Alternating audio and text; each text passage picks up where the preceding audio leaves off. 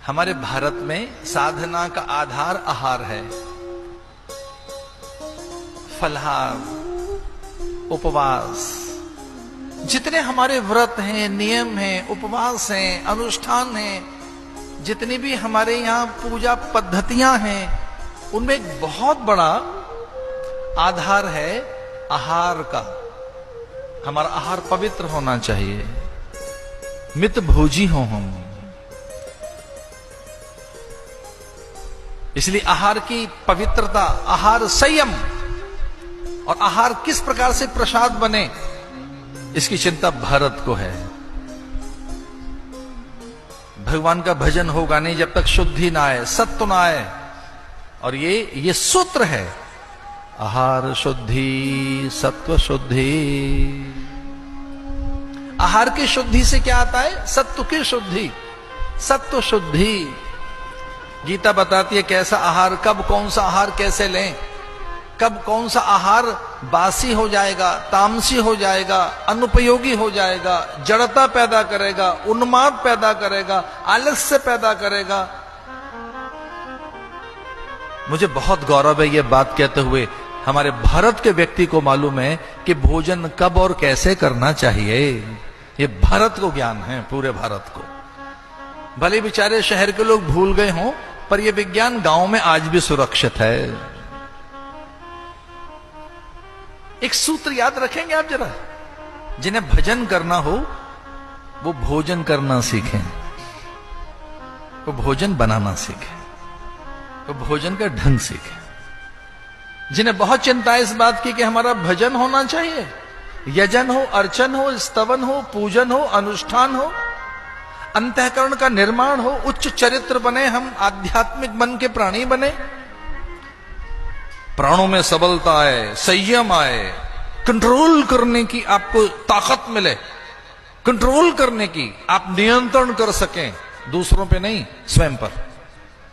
तो जो self controlling है, वो जो स्वयं पर नियंत्रण करने की जो ताकत आएगी, वो पता है कहां से आती है? भोजन से, आहार से। इसे जो लोग बहुत चिंतित दिखाई देते हैं, ये कहते हुए दिखाई देते हैं कि जी भजन नहीं हो रहा है हमारा, होय भजन नहीं तामस देहा, मन क्रम वचन मंत्र दृढ़। रावण कहता है ये बात उस समय जब उसकी भगनी सुपर्ण खान ने कहा कि मेरे नाक काट दिए। कोई ऐसा आया है श्याम गौर, एक सुंदर सा है कोई, और एक गोरा भाई है, उसके संग में कोई बड़ी सुंदर सी नारी है। समझ गया कि ये ऐसे प्रशंसा कर रही है राम, लखन और जानकी जी की। भगवान आ गए धरती पर। जब अपनी बहन से प्रशंसा सुनी कि कोई बड़ा सुंदर रूपवान एक आया है जंगल में प्राणी, और एक बड़ी सुंदर नारी श्यामा उसके संग है, उसे देखकर लगता है कि समूची धरा का सौंदर्य कुछ नहीं, अप्सराओं का सौंदर्य फीका सा है उसके सामने, वो इतने महान हैं। तब अचानक रावण को सूझा भगवान आ गए धरती पर, और जैसे ही वो सुन रहा है और वो याद करता जा रहा है, होए भजन नहीं तामस देहा। मैंने तब तो खूब कर लिया, मैंने कैलाश को हिला दिया, चला दशानन डोलत अवनी, मैंने पूरी धरती को हिला दिया। धूम मेरी है, चर्चा मेरी है, बड़ी ख्याति मेरी है, लोग मुझसे भयभीत होते हैं। ये भैया बड़ा मैटर है, पर बड़ा मुद्दा यह है कि भजन किया आपने। आप बड़े रूपवान हैं, गुणवान हैं, सामर्थ्यवान हैं, सोने की लंका है, अनेक यान विमान आपके अधीन हैं, न जाने कितने ग्रह नक्षत्र आपके यहां पराधीन हैं, पर क्या भजन भी किया आपने? कुछ भजन हुआ है आपसे? पना गर्दा नहीं हुआ, अपने आप ही कह रहा है। भगवान का स्मरण आते ही उसे लगा कि एक काम नहीं कर सका, मैं भजन नहीं कर सका, बाकी सब कुछ हो गया। होए भजन नहीं तामस देहा, मन क्रम वचन मंत्र दृढ़ेहा। भैया भजन नहीं होगा जब तक भोजन ठीक नहीं होगा।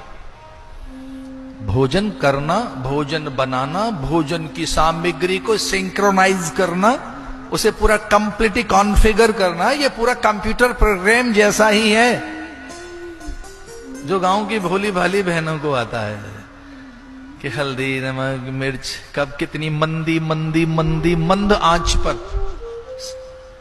मंद आंच जानता आपका ओवन? ओवन को यह सलीका है, मंद आंच उसके पास है क्या? माइक्रोवेव में उसको पता है मंद आंच क्या कहते हैं? प्रोग्रामिंग कर दिया आपने 1 2 3 4 5 मिनट, बूम, लीजिए ठंडा गर्म हो गया। भाई साहब फपोले पड़ गए कई कुछ लोगों के, पता ही लगा कि इतना वो तो हीटअप हो गया है। बूम बूम पर भोजन चला गया, सारे मॉलिक्यूल डिस्टर्ब हो गए उसका अन्नत तो जल गया, उसकी पाचकता खो गई, उसके रस खो गए, उसमें से पौष्टिकता गई। हाँ बस वो सुंदर सा है, टॉपिंग कर दिया है, ये वो बहुत अच्छा है, लीजिए साहब, बड़ी सुंदर चीज है ये। माइक्रोवेव में उसे टॉपिंग खत्म कर दिया, उसके अन्नत्व को, उसमें से पाचकता गई, रस गया, उसका पौष्टिकता गई, जो मंद मंद मंद आंच पर पैदा हो सकती है किसी एक चीज पर। तो कौन सा भोजन दोबारा हीटअप किया जा सकता है, कौन सा भोजन दोबारा गर्म किया जा सकता है? ये हर भोजन गर्म नहीं होगा दोबारा। कौन सा हो सकता है? कब कितनी देर तक भोजन चलेगा? इसलिए ये बात कही युधिष्ठिर ने, महातपो तप्पे माना परमित हार। अब मैं भोजन करना सीखूंगा। कौन सा भोजन? जो साधक करते हैं, विचारक करते हैं, मुनि करते हैं, साधु करते हैं, संत करते हैं। आहार शुद्धि, सत्व शुद्धि, ऐसा भोजन अब हम करेंगे जिससे सत्व की शुद्धि हो। उससे क्या परिणाम आएंगे? एकांत का लाभ लेने का सलीका आ जाएगा कि जब आप एकांत में हैं तो उसका लाभ कैसे लिया जाए, टाइम को यूटिलाइज कैसे किया जाए। मानिए वो कितने निरीह प्राणी हैं जो ये कहते हैं कि हमारा समय नहीं कट रहा है, ये डे कैसे पास आउट हो, ये डे कैसे बीते, ये दिन नहीं बीत रहा है, रात नहीं बीत रही है, अभी एक और हफ्ता है, अभी इतने दिन और पड़े हैं। अरे आपको यही नहीं आता कि दिन कैसे बीते आपका? आप करें क्या? चिंतन, अध्ययन, मनन, लेखन, जप, सेवा, सिमरन। फुर्सत नहीं मिलेगी भैया। एक बार देखो तो सही दिन को कैसे सजाना है। परमितहार एकांतशीली। एक बहुत बड़ी बात कहता है ये सूत्र कि भोजन जैसे ही अच्छा हुआ आपका, एकांत पवित्र हो जाएगा। ये 3 बातें याद रखना। एकांत पवित्र हो जाएगा, दूसरी बात एकांत औषधि बन जाएगा, और तीसरी बात समय का टोटा पड़ जाएगा। ये यहां की भाषा है। समय का घाटा पड़ जाएगा, आपके पास समय नहीं होगा, ढूंढते रह जाओगे समय कहां से लाएं, अरे समय ही नहीं मिल रहा है हमको तो भाई। एकांतशीली, एकांत में पवित्रता, एकांत में औषधि, एकांत औषधि बन जाएगा।